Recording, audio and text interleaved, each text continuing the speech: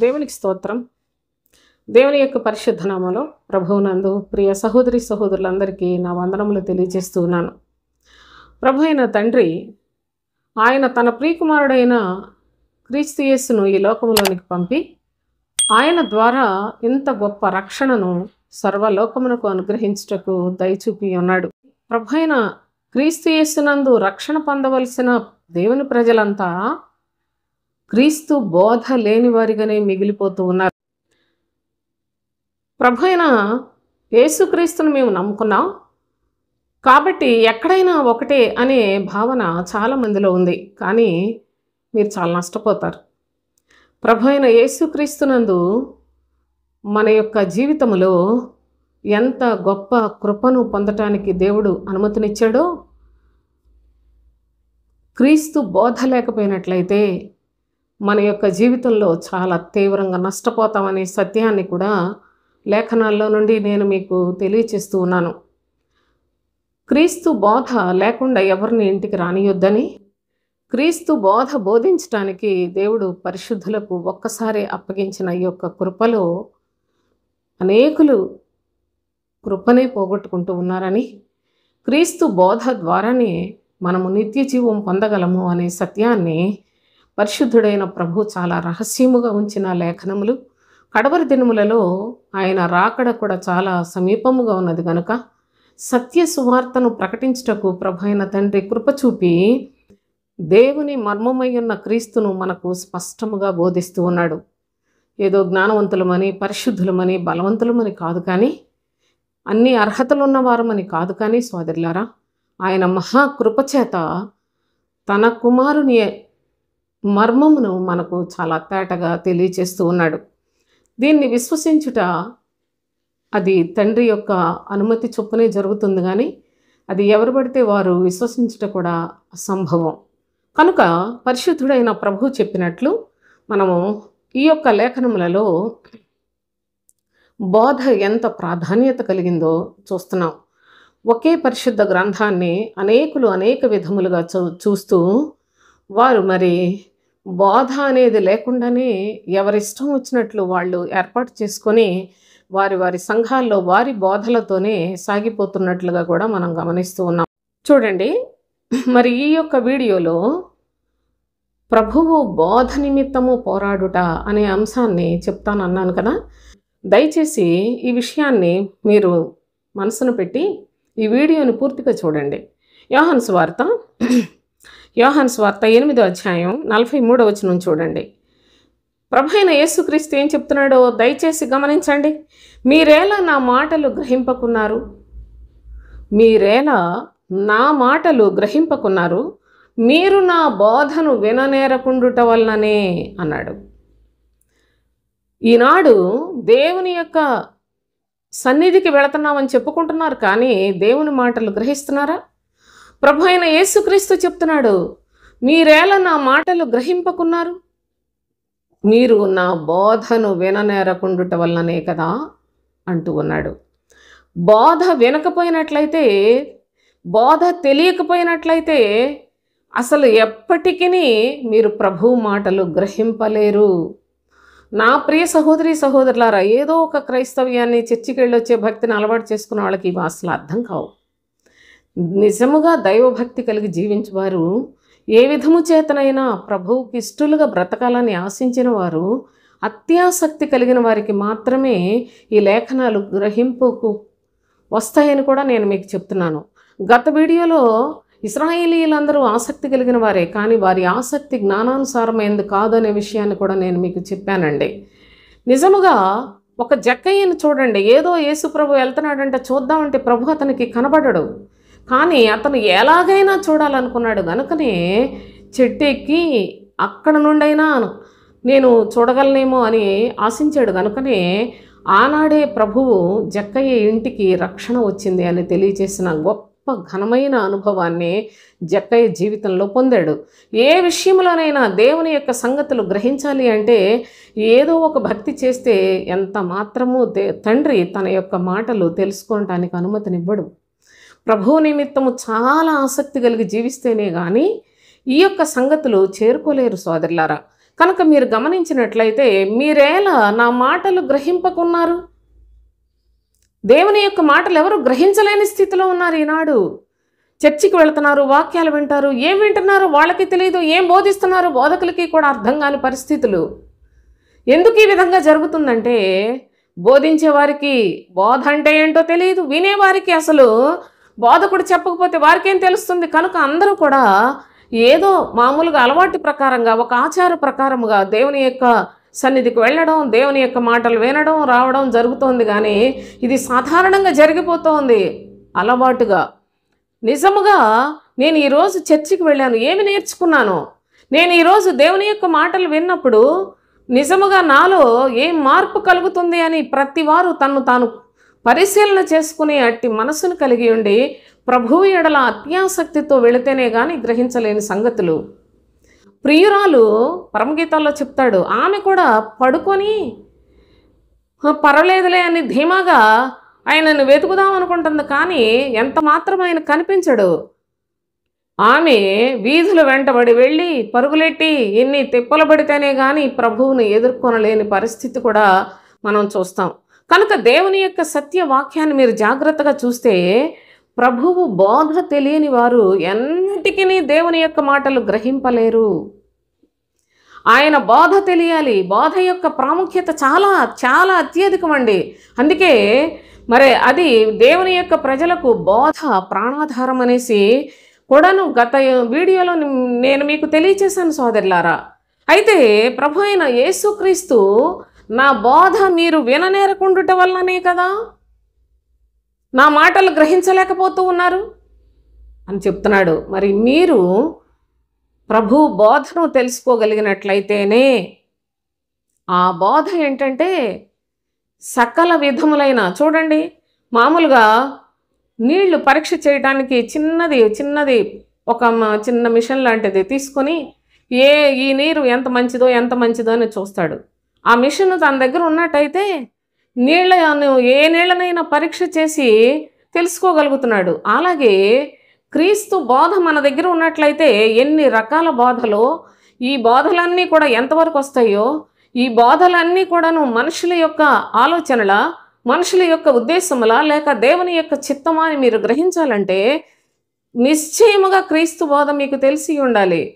అది తెలుసుకోకపోయినట్లయితే ఖచ్చితంగా అబద్ధ బోధకుల చేతిలో ఆహుతి అయిపోతారు. జాగ్రత్త. ప్రభు అయిన తండ్రి అందుకనే బోధ యొక్క ప్రాధాన్యతను, ప్రాముఖ్యతను కూడా మనకు ఈ సందర్భంగా తెలియచేస్తూ ఉన్నాడు. అయితే ప్రవక్త అయిన ఇర్మియా కాలంలో కూడా బోధ విషయంలో చూడండి, ఇర్మియా గ్రంథం 32వ అధ్యాయం 33వ వచనం చదువుకుందాం. నేను పెందల కడలేచి వారికి బోధించినను వారు నా బోధ అంగీకరింపకపోయిరి. పెందల కడలేచి అనగా అస్తమానము నేను నా ప్రవక్తల ద్వారా నా సంగతులు తెలియచేస్తూ ఉన్నప్పటికీ వారు నా బోధను అంగీకరింపకపోయిరి. వారు నా తట్టు ముఖము త్రిప్పుకొనక వీపునే త్రిప్పుకొనిరి. దేవుని యొక్క ప్రజలే దేవుని యొక్క మాటలు చక్కగా విన్నట్లుగానే ఉంటున్నారు, కానీ వారి యొక్క జీవితంలో ప్రభు యొక్క బోధను తృణీకరిస్తూ ఉన్నారు, అంగీకరించట్లేదు. బోధ తెలుసుకోవాలని లేదు వాళ్ళకి. ఏదైనా కానీ మీకే కష్టం రాదు, మరి ఏ శత్రువు మీ మీదికి రాడు, నేను మీకు తోడై ఉంటానని కనుక ప్రవక్తలు అబద్ధాలు చెప్పినట్లయితే ఆ మాటలు నమ్మారు. కానీ మీ ప్రవర్తన మార్చుకునండి, మీ బుద్ధి మార్చుకునండి, మీ మనస్సు మార్చుకునండి, అది దేవునికి ఇష్టమైందని చెప్పిన ప్రవక్తలను హింసించారు సోదరులారా. కనుక దేవుని యొక్క లేఖనాలు చాలా జాగ్రత్తగా చూడండి. ప్రవక్తల కాలంలోనూ ప్రభు యొక్క బోధను అంగీకరించలేదు. ప్రభు అయిన యేసుక్రీస్తు లోకంలోనికి వచ్చిన తర్వాత ఆయన తన బోధను తెలియచేస్తుంటే బోధ అనేది చాలా చాలా ప్రాధాన్యత కలిగింది.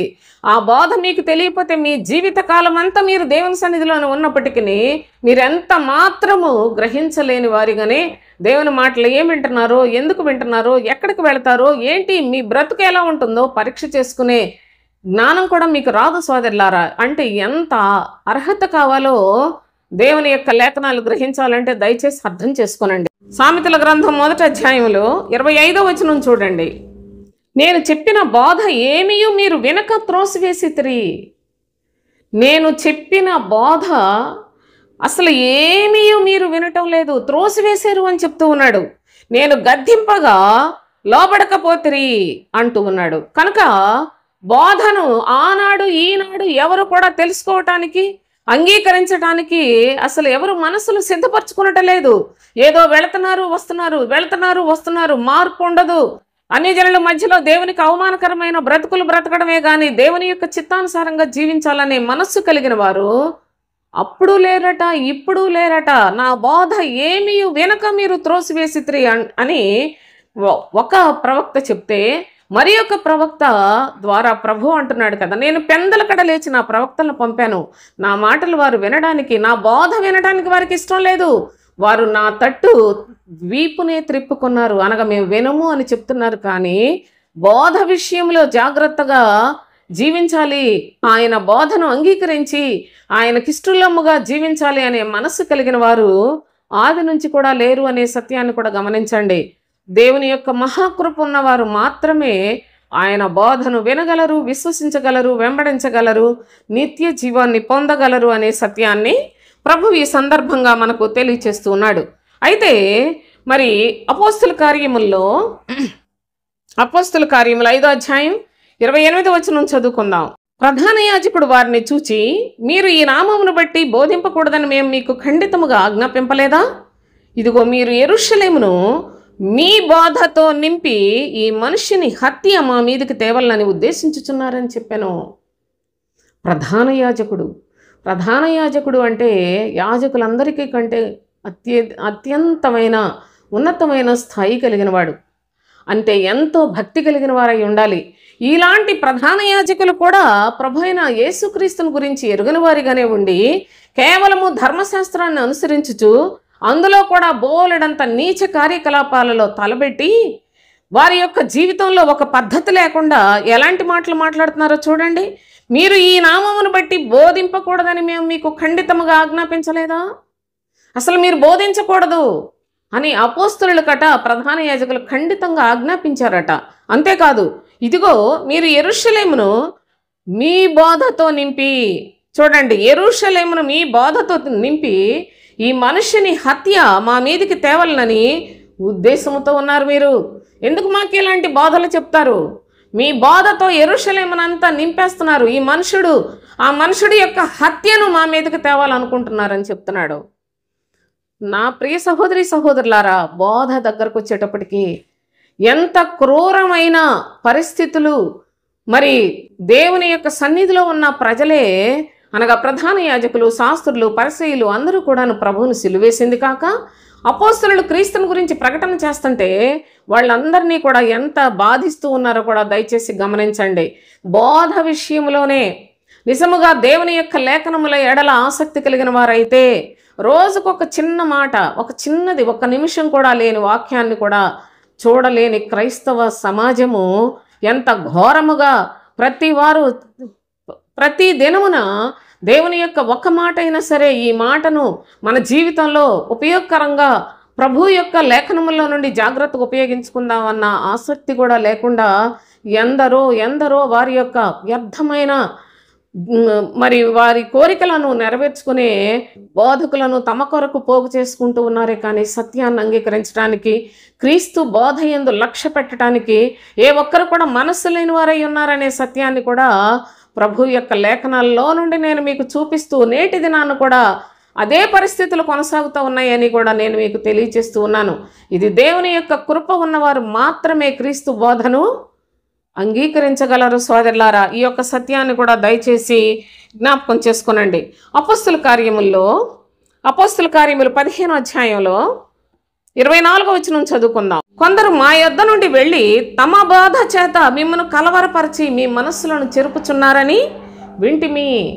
కొంతమంది అయితే అపోస్తుల దగ్గర నుంచి వెళ్ళిపోయి అపోస్తుల్ని బాగా చాలా శక్తివంతులుగా చాలా బలమైన పని చేస్తున్నారు, మనం కూడా ఏళ్ళలాగా గొప్ప అనిపించుకుందాం అనుకొని, నిజానికి అపోస్తులు గొప్ప అనిపించుకోవడానికి చేయాలి. ఆత్మపూర్ణులయ్యుండి ప్రభు పక్షముగా ప్రాణములు పోవునంతగా ప్రయాసపడిన వ్యక్తిత్వాలు వాళ్ళవి. అయితే వాళ్ళందరూ కూడా ముద్రించబడిన బోధను పొందిన వారిగా ఈ బోధను ముద్రించి నా శిష్యులకు అప్పగింపము అని ప్రవచనము పూర్వకముగా వారు ఏర్పాటు చేయబడిన వారు. అయితే అలాంటి వారి దగ్గర ఉన్న కొంతమంది బయలుదేరి వాళ్ళు కూడా బోధకులు అనిపించుకోవడానికి, వాళ్ళు కూడా సమాజంలో ఏదో గొప్పగా ఏదో చేసేద్దాం అనుకొని వాళ్ళు క్రీస్తు బోధ చెప్పలా, తమ బోధను చెప్పారట. తమ బోధలు చెప్పి ప్రజలందరినీ కూడా కలవరపరిచారు. ఏంటి అపోస్తులేమో అన్నీ ప్రభువునందు జీవించాలి, శరీరం అందు సుఖపడకూడదు, శరీరం అందు శ్రమ పడాలి అని ప్రకటన చేస్తున్నారు. అసలు మీరు చేస్తే చక్కగా దేవుడు దీవిస్తాడు, ఆశీర్వదిస్తాడని బోధిస్తున్నారు. మీ బోధలు చాలా బాగున్నాయి అని కొంతమంది నమ్మచ్చు. కానీ సత్యము కాదు సోదరులారా. అపోస్తుల బోధ మాత్రమే సత్యమైనది. ఎందుకనగా పరిశుద్ధులకు ఒక్కసారి అప్పగింపబడిన బోధ, ముద్రించబడిన బోధ, అదే క్రీస్తు బోధ అనే సత్యాన్ని మనం తెలుసుకుంటూ ఉన్నాం. ఈ బోధ కొరకు పోరాడిన వారి యొక్క అనుభవాలు చూసినట్లయితే ఈ బోధ కొరకు ఎంత పోరాడారో, ఈ యొక్క అనుభవాలు ఏ విధముగా పోరాడారో కూడా మనం ఇక్కడ గమనిద్దాం. అపోస్తుల కార్యములు 5వ అధ్యాయం 28 నుంచి చూడండి. ప్రధాన యాజకుడు వారిని చూచి, మీరు ఈ నామమును బట్టి బోధింపకూడదని మేము మీకు ఖండితముగా ఆజ్ఞాపింపలేదా? ఇదిగో మీరు యెరూషలేమును మీ బోధతో నింపి ఈ మనిషిని హత్య మా మీదకి తేవాలని ఉద్దేశించుచున్నారని చెప్పాను. అందుకు పేతురును అపోస్తులను, మనుషులకు కాదు దేవునికే మేము లోబడవలెను కదా, మనుషులకు కాదు దేవునికే మేము లోబడవలెను కదా. మీరు మ్రానున వ్రేలాడవేసి సంహరించిన యేసును మన పితరుల దేవుడు లేపెను. ఇశ్రాయేలునకు మారు మనసు పాపక్షమాపణ దయచేయుటకై దేవుడు ఆయనను అధిపతిగాను రక్షకునిగాను తన దక్షిణ హస్త బలము చేత హెచ్చించి ఉన్నాడు. మేమును దేవుడు తనకు విధేయులైన వారికి అనుగ్రహించిన పరిశుద్ధాత్మయు ఈ సంగతులకు సాక్షులమై ఉన్నామని చెప్పిరి. ప్రధాన యాజకుడు వాళ్ళందరూ మీరు నోరు మూసుకుని ఉండండి అని అపోస్తులను మాట్లాడుతూ ఉంటే, మేము మనుషులకు భయపడాలా, దేవునికి భయపడాలా అని వాళ్ళు చాలా ధైర్యంగా ప్రత్యుత్తరం ఇస్తూ వాళ్ళు అంటున్నారు, ఇశ్రాయేలుకు మారు మనస్సు పాప క్షమాపణ దయచేయుటకై దేవుడు ఆయనను అనగా క్రీస్తును అధిపతిగాను రక్షకునిగాను తన దక్షిణ హస్త బలము చేత హెచ్చించి ఉన్నాడు.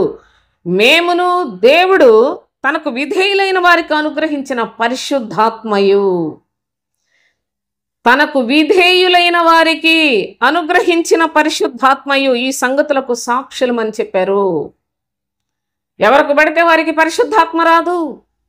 అపోస్తులు పరిశుద్ధాత్మ పూర్ణులై ఉన్నారు. దేవునికి విధేయులైన వారికి కూడా దేవుడు పరిశుద్ధాత్మని అనుగ్రహిస్తాడట. వారు కూడా సాక్షులై ఉన్నారు అని చెప్పాడు. నా ప్రియ సహోదరి సహోదరులారా, ఒకప్పుడు అపోస్తులు వారు సాక్షులై ఉన్నారు. నేటి దినము వరకు కూడా ఎవరైతే దేవుని యొక్క మాటలు అన్నిటినీ నమ్ముతారో, ప్రతి మాటను విశ్వాసముతోటి వెంబడించి ప్రభువునందు ఆసక్తి కలిగి జీవిస్తారు, అట్టి వారికి కూడా దేవుడు పరిశుద్ధాత్మను అనుగ్రహిస్తాడు. ఇట్టి పరిశుద్ధాత్మను అనుగ్రహింపబడిన వారందరూ కూడాను సాక్షులుగా ఉన్నారు, క్రీస్తుకు సాక్షులుగా ఉన్నారు. వారు లోకంతో కలిసిపోరు, మనుషులకు భయపడరు, మనుషుల యొక్క కోరికలను బట్టి పుట్టిన ప్రజలు కారు సోదరులారా. వారందరూ క్రీస్తుకు సాక్షులుగా ఉన్నారు అనే సత్యాన్ని తెలియచేస్తున్నాడు. చాలామంది ఈ మధ్యకాలంలో యెహోవా సాక్షులను బయలుదేరిపోయారు. వాళ్ళు వాదించటం మొదలు పెడితే ఎంత భక్తి కలిగిన వాళ్ళనైనా, క్రీస్తు యేసులో సాగిపోతున్న వారినైనా ఎలాగైనా కానీ వాళ్ళని తల్లక్రిందులు చేయాలన్నంత యాతనతోటి చాలా ప్రసవేదన పడిపోతున్నారు ఆ యెహోవా సాక్షులు కూడా. కానీ వాళ్ళు ఏం మాట్లాడుతున్నారో వాళ్ళకి అర్థం కాదు. వాళ్ళ జీవితాల్లో కొంచెమైనా బైబిల్ని అర్థం చేసుకోగలిగినట్లయితే అసలు ఆ యొక్క నికృష్టమైన పరిస్థితుల్లోకి వెళ్ళరు. కానీ ఇంటింటికి వెళ్ళి యెహోవా సాక్షులని చెప్పి ప్రజలను ఎంత ఒత్తిడి చేసి ఎంత మోసకరమైన భాషను ఉపయోగిస్తూ ఉన్నారంటే సోదరులారా, అంత చక్కగా దేవుని గురించి చెప్పినట్లే చెప్తున్నారు. దేవుడే సృష్టికర్త. అసలు యేసుక్రీస్తుని గురించి దేవుడే సాక్ష్యం ఇచ్చాడు. కానీ యెహోవా సాక్షులని, యెహోవాకు సాక్ష్యం ఇచ్చేవాళ్ళండి ఈ పాటుగాళ్ళంతా. మీరు చాలా జాగ్రత్తగా గమనించాలి. యెహోవా అనగా తండ్రి అయిన దేవుడు, పరిశుద్ధాత్మ కూడా క్రీస్తు బోధకు సాక్షులండి. సాక్ష్యం ఇస్తూ ఉన్నాడు. తండ్రి అయిన దేవుడు, నా ప్రియకుమారుని ఈ లోకములోనికి పంపిస్తాను, ఆయన యందు విశ్వాసం ఉంచిన వాడే నిత్య జీవం పొంది నా దగ్గరికి వస్తాడని చెప్పాడు కానీ తండ్రి నా గురించి నా యొక్క మాటలను యెహోవా దేవుడు అని చెప్పి ప్రకటన చేయండి అని అదే మీకు సాక్ష్యం అని, అదే పరిపూర్ణమైన భక్తి అని బైబిల్లో ఎక్కడా లేదు సోదరులారా. ఎక్కడని ఉంటే నాకు చూపించండి, నేను కూడాని మీరు చెప్పింది చాలా జాగ్రత్తగా నేను కూడా అనుసరిస్తాను. దేవుని యొక్క శ్రేష్టమైన సన్నిధిలో ధర్మశాస్త్రాన్ని, ప్రభు అయిన క్రీస్తు యేసు వచ్చిన విశ్వాస కాలమును, క్రీస్తు వచ్చిన తరువాత ఉన్న భక్తికి భేదము తెలియక తండ్రి కుమారుని గురించి ఏమి సాక్ష్యం ఇచ్చాడో వారు ఎరుగక ఇష్టం వచ్చినట్లుగా వాళ్ళందరూ కూడా బయలుదేరిపోయి ఉన్నారు. చాలా జాగ్రత్త ఈ విషయాల్లో. క్రైస్తవ జనాంగమా, మీరు నష్టపోవద్దు. బైబిల్లో ఏది ఎప్పుడు ఏ కాలమును గురించి ప్రభువు వ్రాసాడో వాటన్నిటినీ క్షుణ్ణంగా తెలుసుకుంటేనే కానీ విశ్వాసి తయారు కాలేడు. చాలా జాగ్రత్త. ఏదో చర్చికి వెళ్తున్నా విశ్వాసులు అనుకోకండి. మీ మట్టుకు మీరు మనుషుల దృష్టిలోనూ, లేకపోతే మీరు మంచి విశ్వాసులని పొగిడించుకోవడానికి మీ పాస్టర్ల చేత ఇది కాదు సోదరులారా. వాళ్ళు ఎన్ని డబ్బులు ఇస్తే అంత పొగుడుతారు. అలాంటి ఘోరమైన దుస్థితిలోనికి దిగిపోకండి. దేవుని యొక్క వాక్యం ఏంటి, దేవుని యొక్క చిత్తం ఏంటి, దేవుని యొక్క ఆశయం ఏంటి, ఆయన తన పిల్లలను ఏ విధముగా జీవించమని చెప్పాడు, ఏ విధముగా పరలోక రాజ్యానికి రావాలని చెప్పాడో వాటిని బాగా నేర్చుకొని వాటిని అనుసరించి జీవించినట్లయితే అలాగున మనము పరలోక సంబంధం అవుతాం. లోకం ఎవరికి శాశ్వతం కాదు. పుట్టిన ప్రతి ఒక్కళ్ళము చనిపోవలసిందే. మనకు శాశ్వతమైనది పరలోకమే. విశ్వాసికి నివాస స్థలము పరలోక రాజ్యము సోదరులారా. ఈ లోకములోనే మరి దేవుని పేరు చెప్పుకొని అవిశ్వాసులుగా బ్రతికే వాళ్ళందరూ కూడా పాతాళానికి నిశ్చయముగా తోలివేయబడతారనే సత్యాన్ని కూడా లేఖనాలు చాలా స్పష్టంగా తెలియచేస్తూ ఉన్నాయి.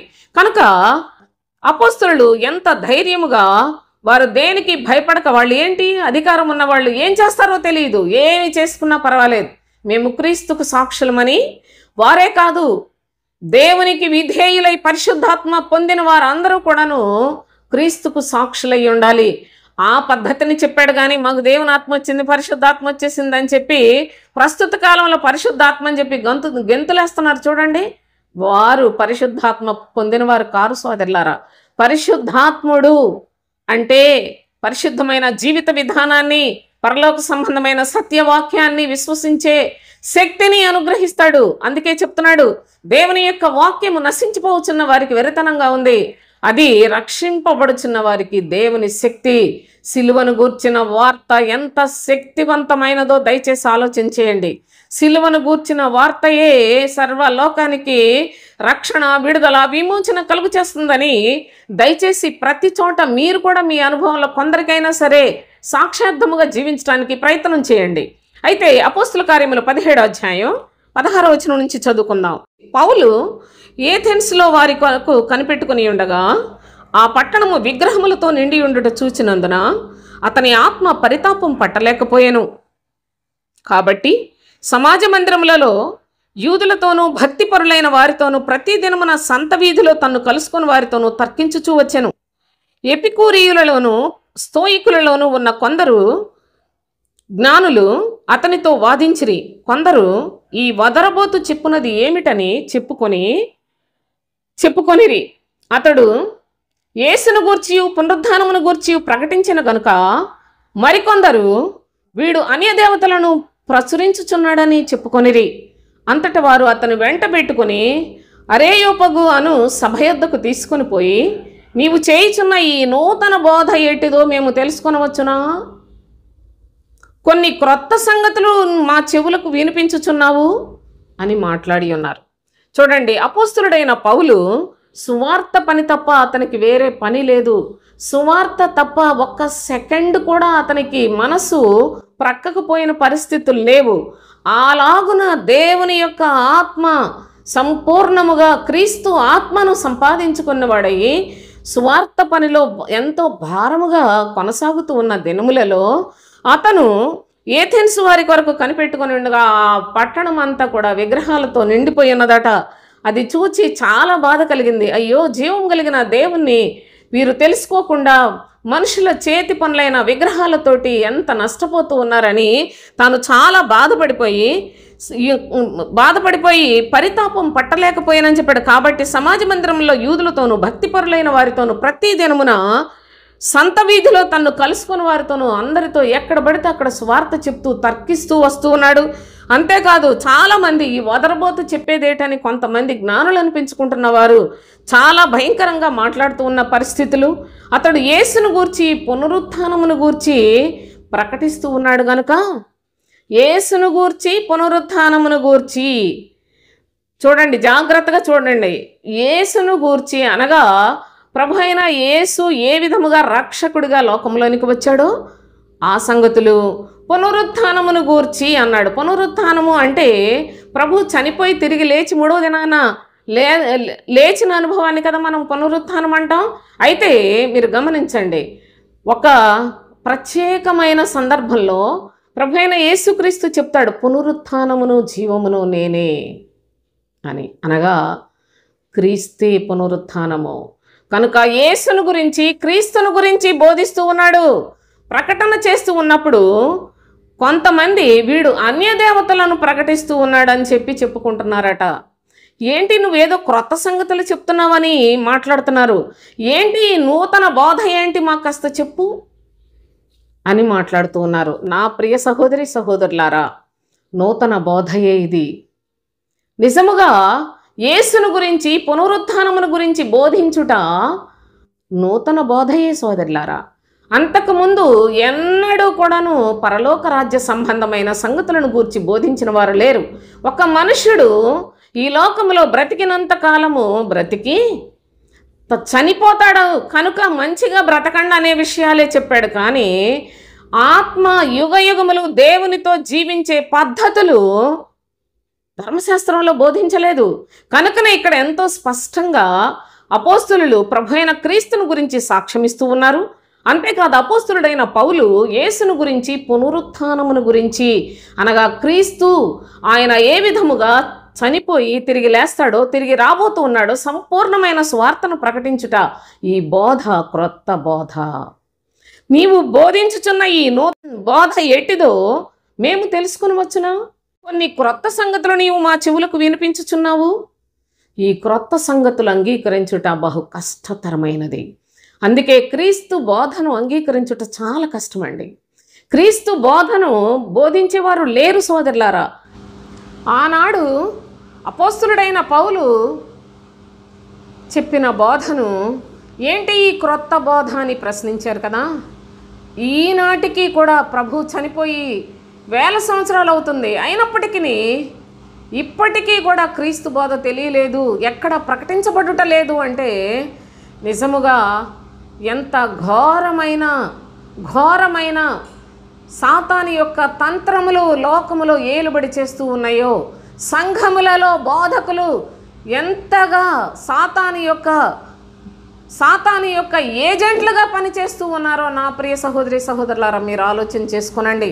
క్రీస్తు బోధ మనకు ఊపిరండి. క్రీస్తు బోధ లేకపోతే వాడు చచ్చిన వాడితో సమానం సోదరులారా. క్రీస్తు బోధ లేకపోతే మీకు జీవనాధారమే లేదు. ఈ బోధ క్రొత్తగానే ఉంటుంది. ఈ క్రొత్త బోధను ఆనాడు అంగీకరించలేకపోయారు. కానీ ఈనాటికి ప్రభు అయిన తండ్రి తన యొక్క కృప చొప్పున మనకు అందిస్తూ ఉన్నాడు. ప్రతి మాటకు నేను మీకు లేఖనాలు చూపిస్తూ ఉన్నాను. మీకు తెలియకపోయినట్లయితే వీటిని జాగ్రత్తగా పరిశీలన చేసి 1కి 4 సార్లు చదువుకొనైనా సరే వాటిని మీరు తెలుసుకొని క్రీస్తు బోధ యందే లక్ష్యముంచు వారిగా ఉండాలని నా ఆశ. ఏది ఏమైనప్పటికీ ప్రజలు వినకపోయినా, అంగీకరించకపోయినా, ఏమైనప్పటికీ క్రీస్తు బోధయే నిత్య జీవానికి ఆధారము అనే సత్యాన్ని నేను మీకు తెలియచేశాను. నా తండ్రి నాకు ఇచ్చిన పని నేను పూర్తి చేసుకుంటూ ఉన్నాను. తర్వాత మరి యొక్క అనుభవాన్ని కూడా చదువుకుందాం. 17వ అధ్యాయంలోనే 32వ వచనం చూడండి. అపోస్తుల కార్యములు 17:32. మృతుల పునరుత్థానమును గూర్చి వారు వినినప్పుడు కొందరు అపహాస్యము చేసిరి, మరికొందరు దీనిని గూర్చి నీవు చెప్పునది ఇంకొకసారి విందుమని చెప్పిరి. చాలామంది అపహాస్యం చేశారట. అపహాస్యం చేస్తే మానేశాడా పౌలు గారు? ఎందుకులే ఇంకా ఇక్కడ వీళ్ళకి వాక్యం చెప్పడం ఎందుకు, నాకు ఇంత యాతన ఎందుకని ఏమైనా వెనకడుగు వేశాడా? అపోస్తులు ఎవరైనా సరే భయపడిపోయి మనుషులకు మీరు పెట్టిన షరతులు మాకు చేయవలసిన అవసరం లేదు, అవి మాకు వర్తించవు, ఎందుకనగా మేము దేవునికి భయపడాలి, మీకు కాదు భయపడేదని సాక్ష్యం ఇచ్చారు కదా. చూడండి వారు ఏ విధముగా క్రీస్తు బోధ కొరకు పోరాడుతూ ఉన్నారో దయచేసి మీరు చూడండి. ఈ బోధతో మీరు ప్రజలందరూ ఈ మనిషిని హత్యను మీరు మా దగ్గరకు తీసుకొస్తున్నారని మా మీద మోపుతున్నారు అంటున్నారు. నా ప్రియ సహోదరి సహోదరులారా, అపోస్తలులు భయపడలేదు. ఈ బోధ నిమిత్తము వారు పోరాడారే కానీ ఎంత మాత్రము వారి స్వార్థం కానీ, వారి శరీర సుఖాన్ని కానీ, వారి క్షేమాన్ని కానీ వారు యోచన చేసుకోలా. మనుషుల మాటలను లక్ష్య పెట్టలా. వారు ఎంతటి వారైనప్పటికీ నాకు లక్ష్యం లేదని క్రీస్తునందలి సత్యమునే ప్రకటించారు. కానీ వారు తమ బోధను బోధించే వారందరి నోళ్ళు మూయించారు. కానీ క్రీస్తు కొరకు సాక్షులుగా ఉన్నట్లుగా దేవుని యొక్క లేఖనాల్లో చూస్తున్నాం. క్రీస్తు నిమిత్తము పోరాడుతూ ఉన్నారు సోదరులారా. చూడండి 16వ అధ్యాయం, అపోస్తుల కార్యములు 16వ అధ్యాయంలో 19 నుండి చదువుదాం. ఆమె యజమానులు తమ లాభసాధనము పోయినని చూచి పౌలును శీలను పట్టుకొని గ్రామపు చావడిలోనికి అధికారుల యొద్దకు ఈడ్చుకొని పోయిరి. అంతటా న్యాయాధిపతుల యొద్దకు వారిని తీసుకుని వచ్చి, ఈ మనుష్యులు యూదులయ్యుండి రోమీలమైన మనము అంగీకరించుటకైను చేయుటకైను కూడని ఆచారములు ప్రకటించుచు మన పట్టణమును గలిబిలి చేయుచున్నారని చెప్పిరి. మన పట్టణమును గలిబిలి చేయుచున్నారా అని మాట్లాడుకుంటూ ఉన్నారు. అది పెద్ద నేరం. సువార్త ప్రకటించుట లేక క్రీస్తు బోధను ప్రకటించుట నేరమైపోయింది. చూడండి పౌలు శీలలను పట్టుకొని గ్రామపు చావడిలో వేసే అంత నేరం వాళ్ళు ఏం చేశారండి? గ్రామపు చావడిలోనికి ఈడ్చుకొని పోయారట. అంత నేరం ఏం చేశారు సోదరులారా? కేవలము ఒక దయ్యం పట్టిన ఒక అమ్మాయిని బాగు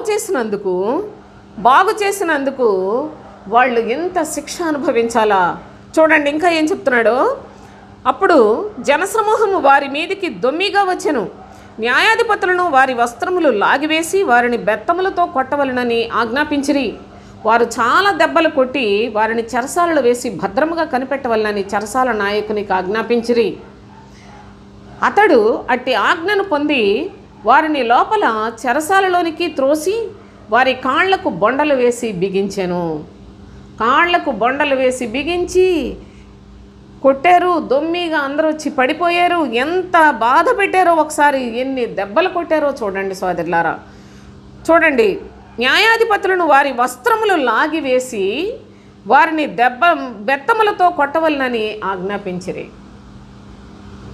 దీన్ని ఏమంటారు? ఏ నేరం చేసి ఇంత శిక్షను అనుభవిస్తూ ఉన్నారు? ఏం చేశారు? నా ప్రియ సహోదరి సహోదరులారా, మీ మనస్సుతో ఒక్కసారి ఆలోచించండి.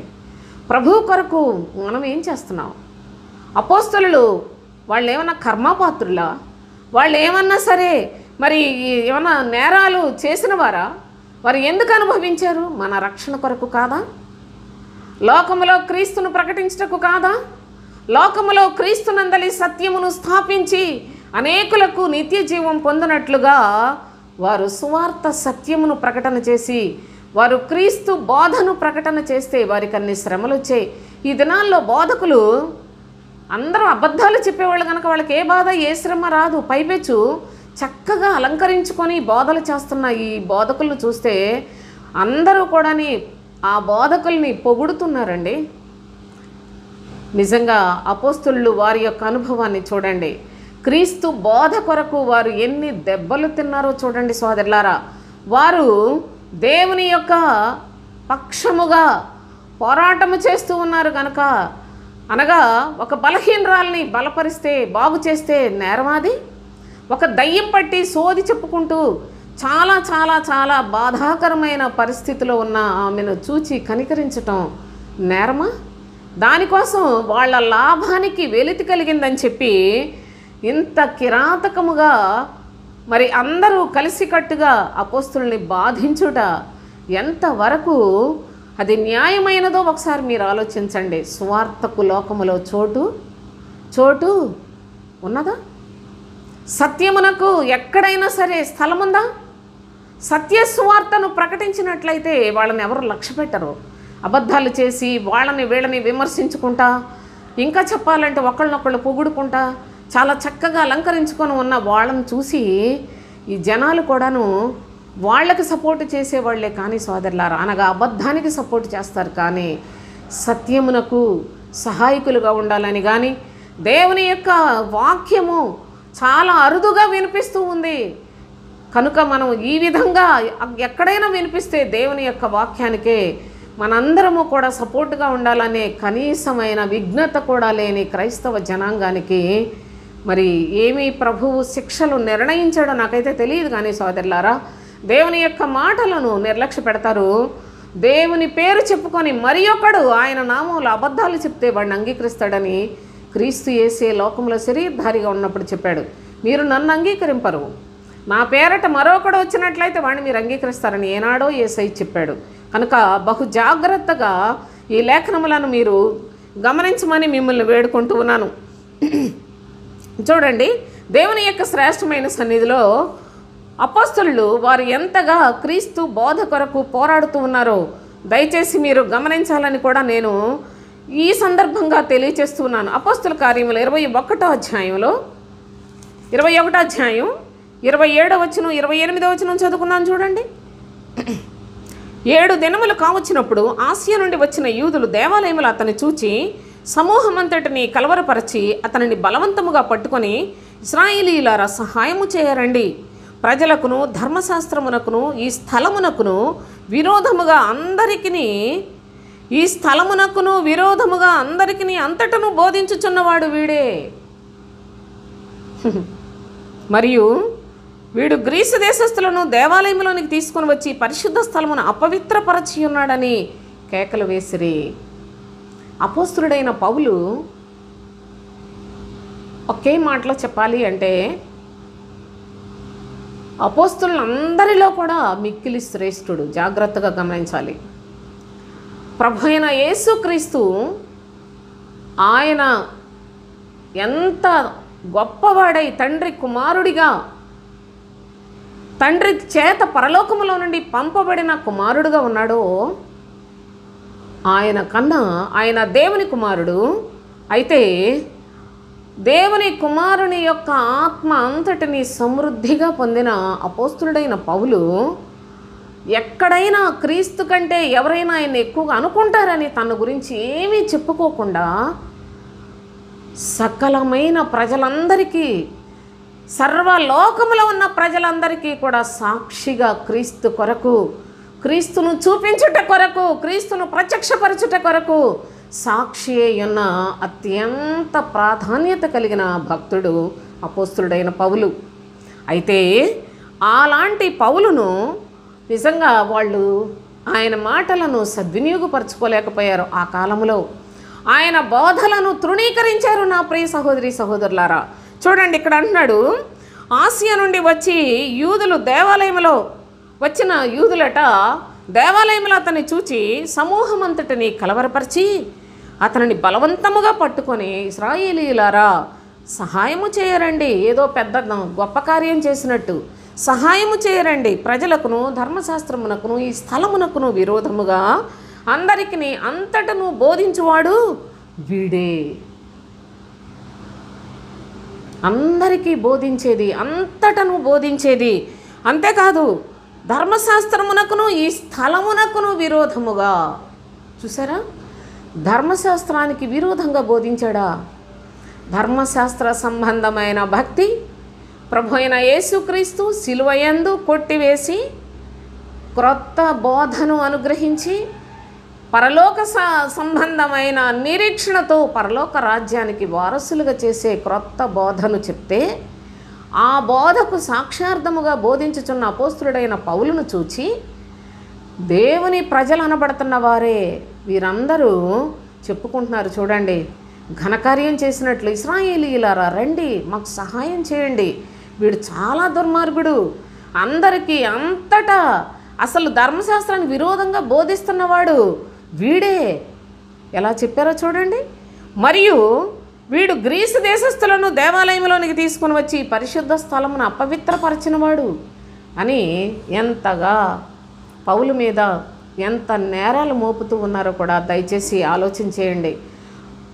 అపోస్తులుడైన పౌలు చూస్తే ప్రభువు చేత పంపబడిన వాడయ్యుండి పరలోకమందున్న తండ్రి ఏర్పాటు ప్రకారముగా ఈ లోకమందు మరి క్రీస్తు సువార్తను సర్వలోకమునకు ప్రకటించుటకు ఆయనను ఒక సాధనముగా చేసుకొని ఉన్న తండ్రి, ఆ తండ్రి చిత్తాన్ని, తన కుమారుడైన క్రీస్తు చిత్తాన్ని నెరవేర్చుచున్న భక్తుడు, ఆ భక్తుడు ఎంత బాధను అనుభవించాడో కేవలము క్రీస్తును బోధించుచున్నందుకు. ఈ బోధ నిమిత్తము ఎంత పోరాడిన వ్యక్తి అని ఎవరినన్నా మీరు చూపించగలిగినట్లయితే ఈ లోకంలో కాదు, ఈ సృష్టిలోనే అపోస్తులుడైన పౌలు వంటి వారు. ఆయనే చెప్పాడు ఒక సందర్భంలో, ప్రజలందరూ కూడా అపోస్తులైన పౌలును చులకన చేసి మాట్లాడుతున్న సందర్భంలో చెప్పాడు, మిక్కిలి శ్రేష్ఠులైన ఈ అపోస్తుల కంటే లేసమైనను తక్కువ వాడను కాను అని చెప్పాడు. మిక్కిలి శ్రేష్ఠులు అపోస్తులు, ప్రభు యొక్క అపోస్తులు, కానీ వీళ్ళందరికంటే కొంచెం కూడా నేను తక్కువ వాడిని కాను. మీరు నన్ను చులకన చేస్తున్నారు, అపోస్తులు చెప్పింది వింటాంగా నువ్వు చెప్పింది మేము వినడమేంటి అనేలా మాట్లాడుతున్నారు.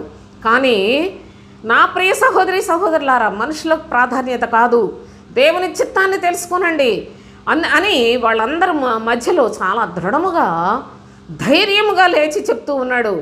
మిక్కిలి శ్రేష్ఠులే ఈ అపోస్తులు, కానీ వారికంటే నేను కొంచెం కూడా తక్కువ వాడిని కాను. అంటే ఎక్కువడనే కదా అర్థం. అంత గొప్ప ఏర్పాటు పొందిన వ్యక్తి అపోస్తుడైన పౌలు. ఎవరైనా కానీ పరలోకానికి ఈనాడు ఆ పరలోకం వైపు చూడాలంటేనే అపోస్తుడైన పౌలు ద్వారా, క్రీస్తు ద్వారా తండ్రి యొద్దకు చేరే చక్కని పరలోక రాజ్య సంబంధమైన బోధను బోధించిన వాడు అపోస్తుడైన పౌలు. కనుక అలాంటి భక్తుడిని కూడా ఆనాడు యూదులు ఎంతగా మాట్లాడారో, ఎంతగా తృణీకరించారో, ఎంత అపహాస్యం చేశారో, ఎంత బాధ పెట్టి, ఎన్ని దెబ్బలు కొట్టి, ఎంతగా ఆయనను హింసించారో లేఖనాలలో నేను మీకు చూపిస్తున్నాను. అయినప్పటికీ పౌలు గారు ఎప్పుడైనా వెనకడుగు వేసి లేకపోయినట్లయితే కొన్ని దినాలు ఏదో ఒకటి అటు ఇటు కాలక్షేపం చేసిన భక్తి ఎక్కడన్నా చేశాడా? చూడండి, తిమోతికి వ్రాస్తూ ఏమని చెప్పాడు? తిమోతికి వ్రాసిన 2వ పత్రిక 4వ అధ్యాయంలో చెప్తున్నాడు,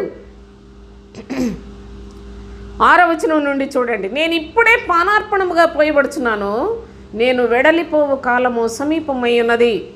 మంచి పోరాటము పోరాడి తిని, నా పరుగు కడముట్టించి తిని. మంచి పోరాటం పోరాడాడండి. మంచి పోరాటము పోరాడి తిని. ఈ లోకములో ఎవరైనా సరే ఇలాంటి మాట చెప్పగలరా సోదరులారా? ఎవరైనా గర్విష్ఠులు, అత్యధికమైన నాశనానికి పోయేవాడు ఎవడైనా ఉంటే చెప్తాడేమో, కానీ పౌలు చెప్పినట్లు ఈ విధమైన సాక్ష్యాన్ని ఎవరైనా సరే లోకములో సాక్షిగా నిలువగలిగిన వారు ఎవరైనా ఉన్నారా? చూడండి ఎలా చెప్పాడు, నేను ఇప్పుడే పానార్పణముగా పోయబడుచున్నాను అనగా ఆయన మరణకాలము సమీపమై ఉన్నప్పుడు తిమోతికి పత్రిక వ్రాస్తూ ఆ పత్రికలో తెలియచేస్తూ ఉన్నాడు.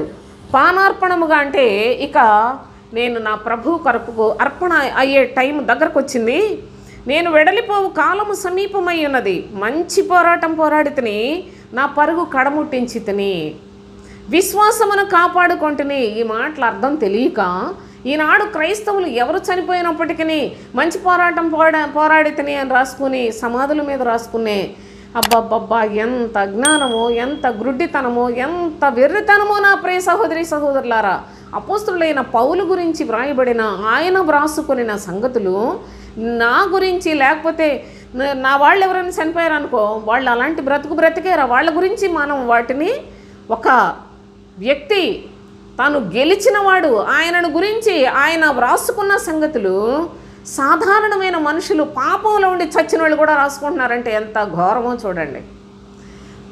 వాళ్ళు ఫస్ట్ యానివర్సరీ, సెకండ్ యానివర్సరీ అని అలా పేపర్కి అదేంటి ఇస్తూ, ఆ పేపర్లలో కూడాను మంచి పోరాటం పోరాడుతున్నాను చూసినప్పుడల్లా నిజంగా ఎంత తీర్పుకు వెళ్ళిపోతున్నారు వీళ్ళు అనిపిస్తుంది నాకు.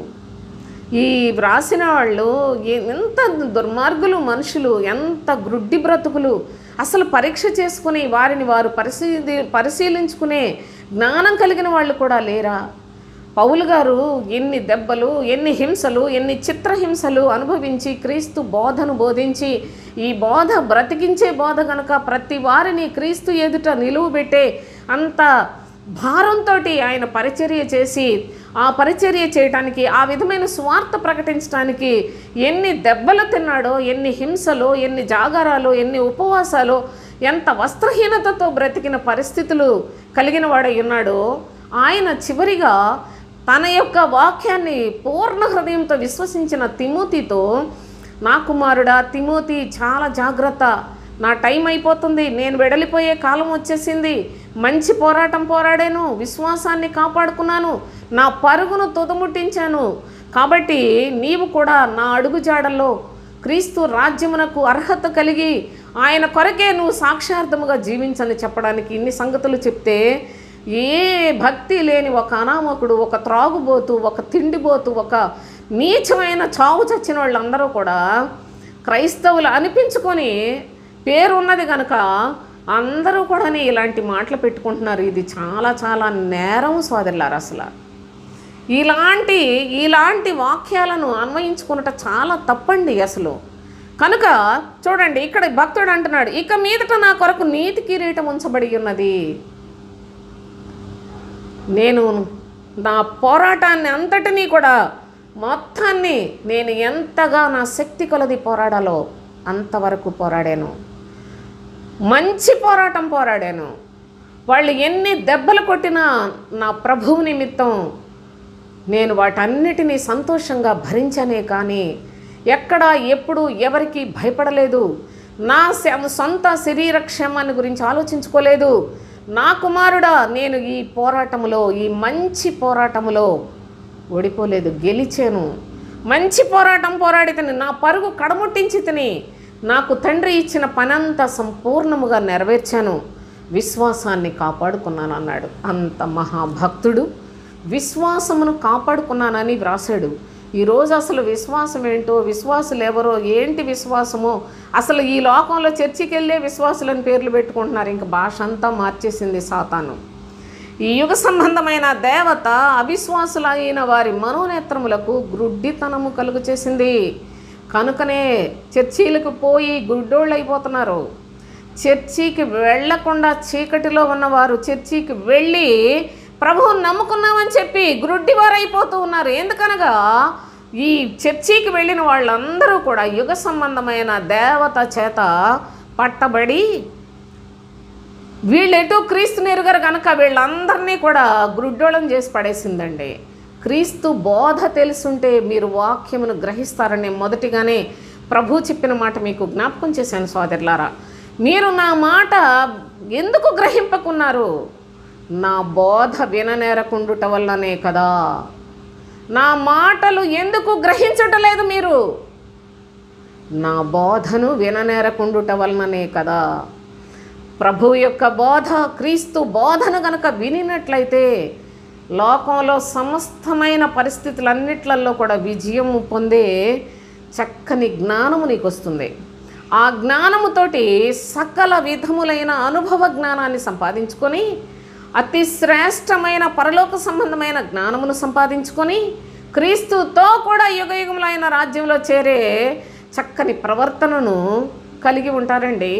ఏది కాకుండా ప్రతి ఒక్కళ్ళు బైబిల్లో ఉంది కదా, బైబిల్ మాటలంటే వీళ్ళు ఎంత గౌరవిస్తున్నారో నాకు దాన్ని బట్టి అర్థమవుతుంది.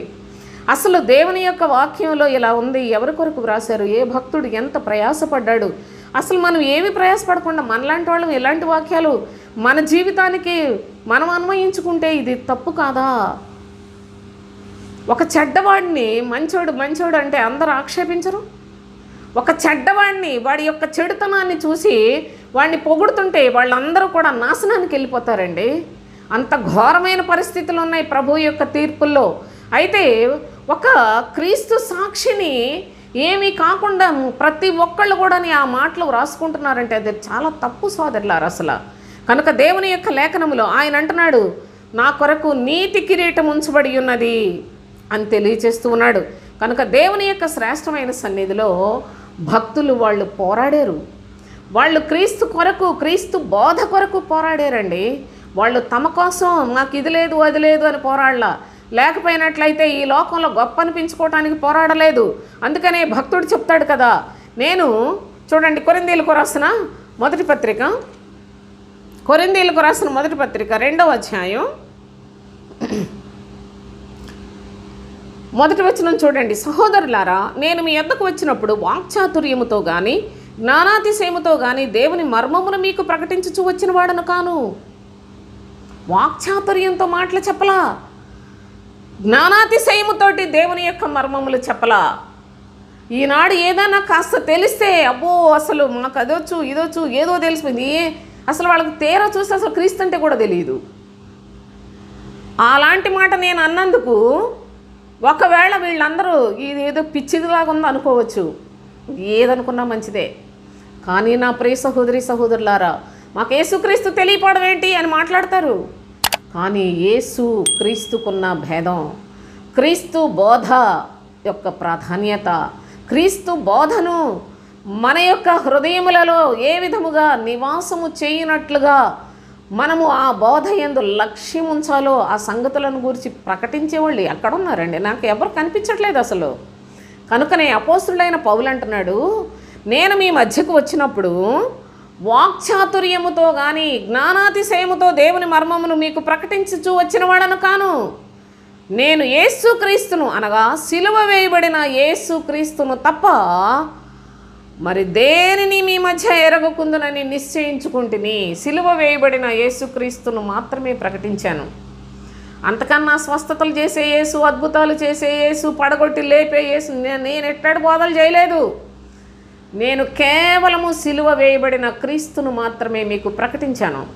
సిలువ వేయబడిన క్రీస్తును ఎందుకు ప్రకటించాడు అంటే ఇదే క్రొత్త బోధ. ఎందుకు ఈ బోధను ప్రకటించాడంటే క్రీస్తు నందే నిత్య జీవమున్నది. కుమారుని యందు విశ్వాసముంచువాడు నిత్య జీవము కలిగిన వాడు, కుమారునికి విధేయుడు కానివాడు జీవమును కూడా చూడడు కానీ దేవుని యొక్క ఉగ్రత వాని మీద నిలిచి ఉండును అని చెప్పాడు యేసయ్య. ఆ యేసయ్య చెప్పిన కుమారుని గూర్చిన బోధను అపోస్తులుడైన పౌలు విస్తారముగా సర్వలోకములో ప్రకటన చేసి నేటికి పరిశుద్ధ వాక్యముల నుండి మనతో మాట్లాడుతూనే ఉన్నాడు.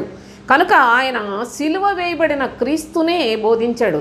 ఎందుకనగా మనందరము కూడా మన శరీరమందు సిలువ వేసుకొని మన శరీరమందు అనగా సమస్తమైన కోరికలు, శరీర ఆశలను, సకల విధములైన శరీర బంధాలను అన్నిటినీ చంపేసుకొని ఆత్మ కొరకే జీవించి పరలోకానికి చేరాలి అనేది భక్తుని యొక్క ప్రయాస.